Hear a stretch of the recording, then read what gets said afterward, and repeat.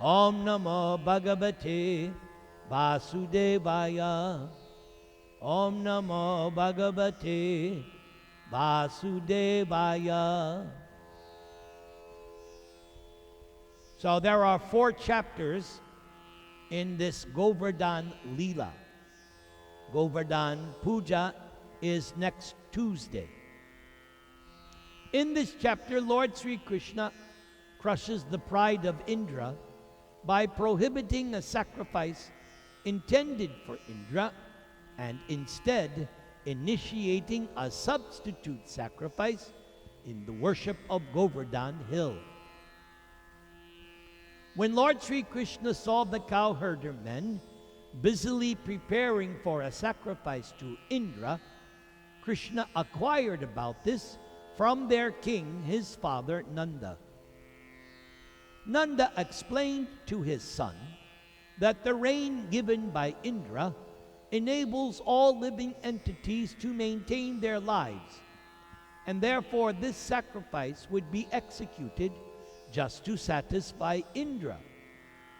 However, Krishna responded, "My dear father, it is because of karma alone that living entities take their birth in a certain body, experience varieties of happiness and suffering in that body, and then give up that body as the karma pertaining to it runs out.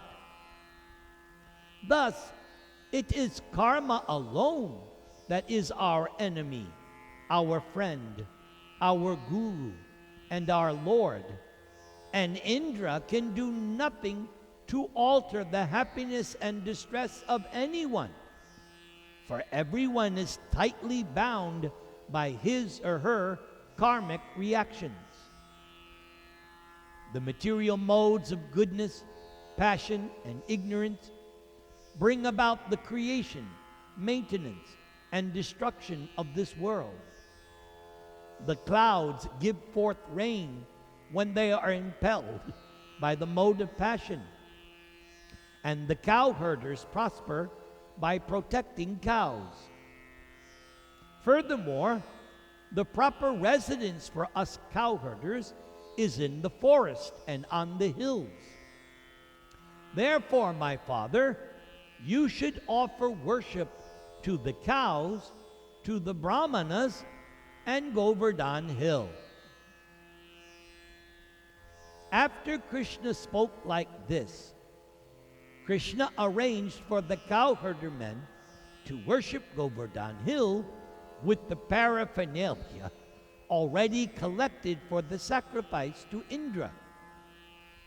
Then Krishna assumed a huge, unprecedented, transcendental form and devoured all the food and other offerings presented to Govardhana. And as Krishna did so, Krishna proclaimed to the cowherder community that although they had worshipped Indra for so long, Indra himself had never appeared in person, whereas Govardhana himself had now manifested before their very eyes and had actually eaten their offerings of foodstuffs. Krishna then told them that they should all now offer obeisances to Govardhana hill. Then Lord Krishna joined the cowherders in offering obeisances to his own newly assumed form. Next chapter, Lord Krishna lifts Govardhana hill. This chapter describes how Lord Indra was overcome by anger when the residents of Braja canceled his sacrifice, how Indra tried to punish them by sending forth a devastating rainfall to Vrindavan, and how Lord Sri Krishna protected Gokula by lifting Govardhana hill for 7 days, using it as an umbrella to ward off the rain sent by Indra.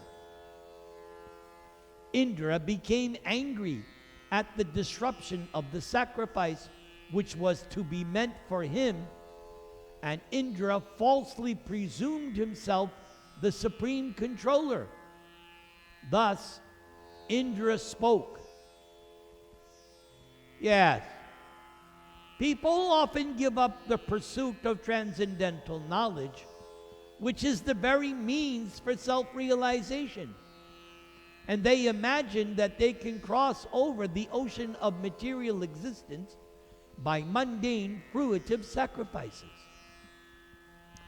Similarly, these cowherder men have become intoxicated with pride, and they have offended me by taking shelter of an ignorant, ordinary child who goes by the name Krishna.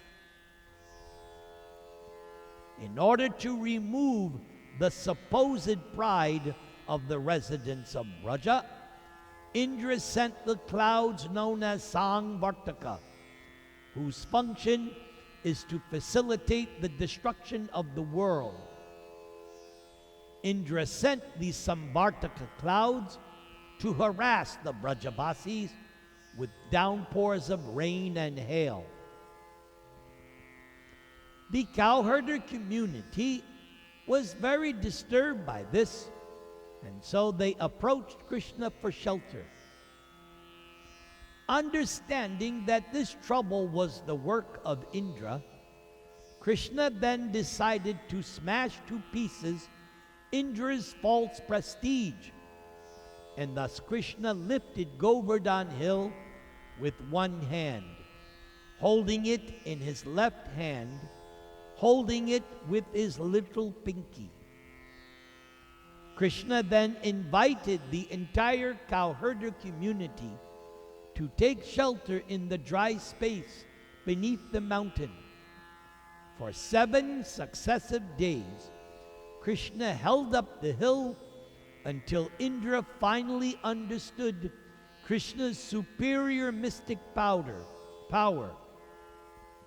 And so Indra ordered the clouds to withdraw. When the cowherder villagers emerged from beneath the mountain, Krishna put Govardhana hill back in its proper place.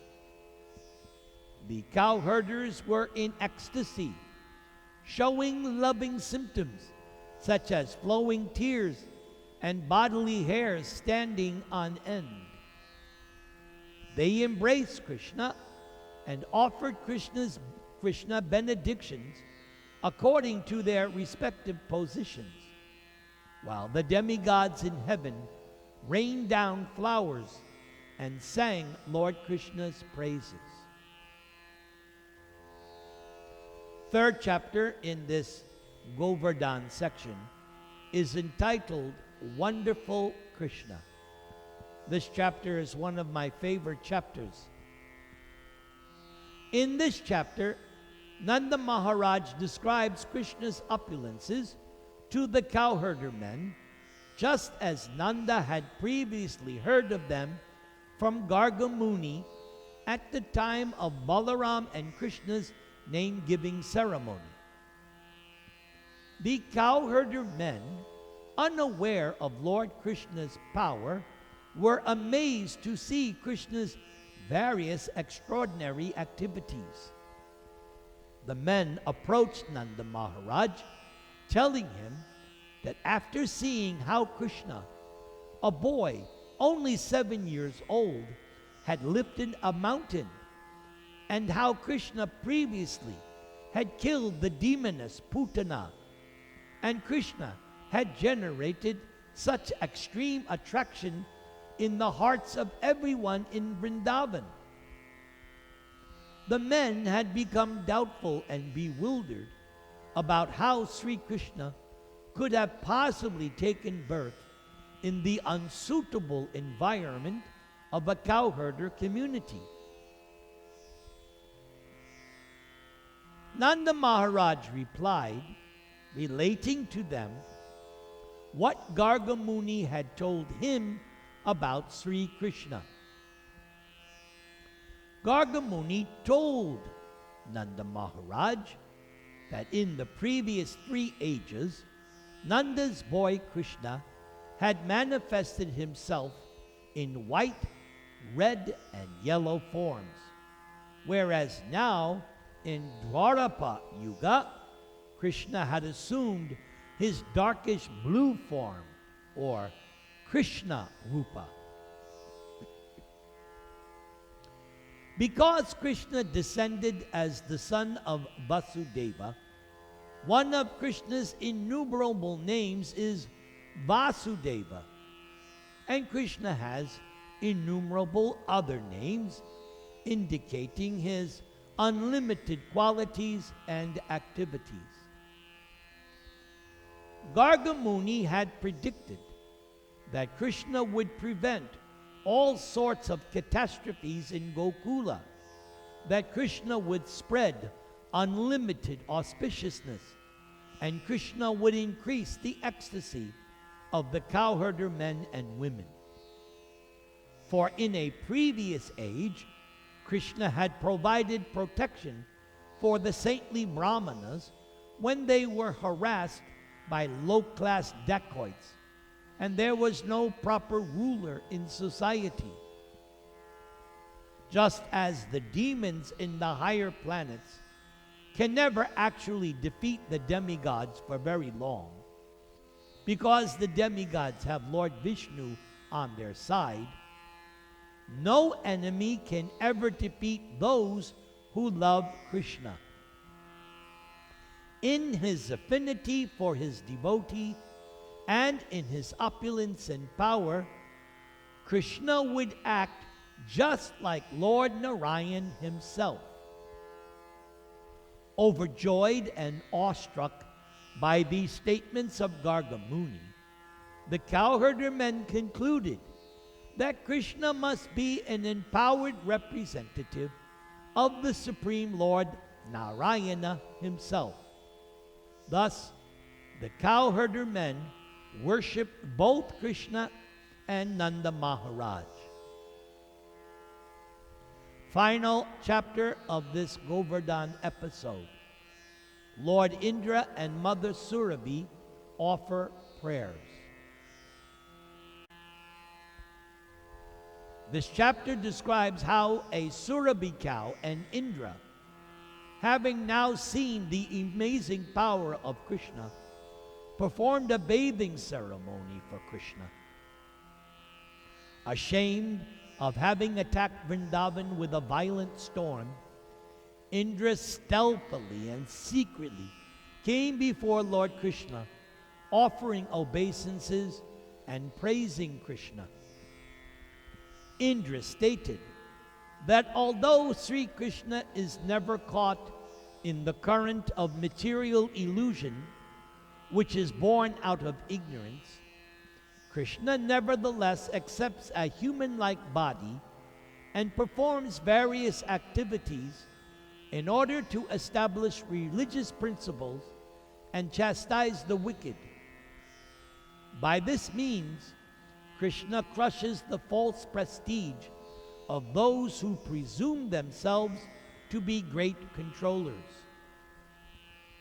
Indra went on to declare that Krishna is Father, Guru, and Lord of all living entities, and that in the form of time, Krishna is the agent of their punishment.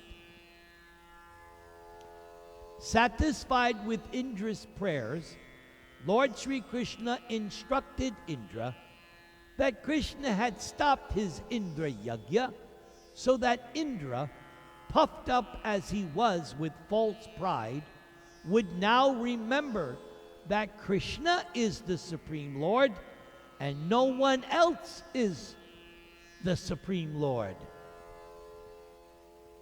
Persons intoxicated by material opulence never see Krishna standing before them with the rod of punishment in his hand.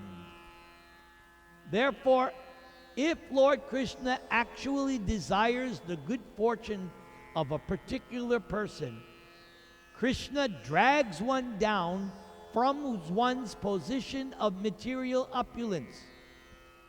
Lord Krishna ordered Indra to now return to his proper position in heaven, but to serve there without egotism. And Krishna told Indra that Krishna could take away Indra's potency at any time, because Indra was not independent. Then Indra, along with the Surabhi cow, performed a bathing ceremony, Abhishek of Krishna, using the water of the heavenly Ganges, which was found in the elephant carrier trunk of Indra, and the milk of Mother Surabhi. That is how the Abhishek was performed. At this time, Indra and Surabhi took this opportunity to bestow upon Krishna the name Govinda, while the demigods showered flowers and recited prayers. Govindam Adi Purusham Tamaham Bhajami. Govindam Adi Purusham Tamaham Bhajami. Govindam Adi Purusham Tamaham Bhajami. Om Tat Sat